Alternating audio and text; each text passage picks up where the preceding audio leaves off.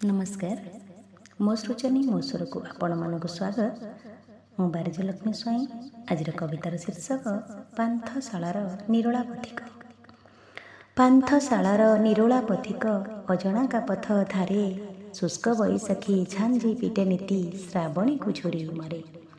पान्थशालार निरोला पथिक अजणाका पथ धारे शुष्क बैशाखी झांझी पिटे नीति श्रावणी को झुरी मरे। हृदयर एही सागर बेलारे स्मृति खोजे निरंतर अजणा पथिक अटे मुद आजी जाने ना का जीवनर जाने ना का जीवनर।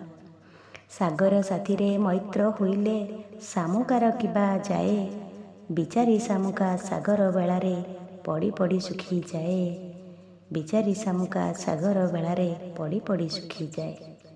अतीतर सेही सुखिला दिन को वर्तमान कहीं झुरे झुरी मरिबाकू लुह झारिबाकू साथे धरी राति सारे साथे धरी राति सारे।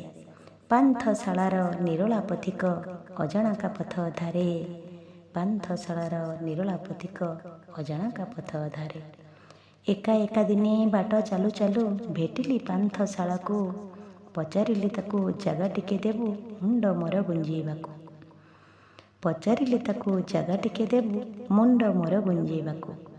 सेही दिन ठारू ए पान्थशाला को बाछि नेली मो मनरे निसंग जीवने साथी हेबा पाई ताकू मु भिक्षा करे।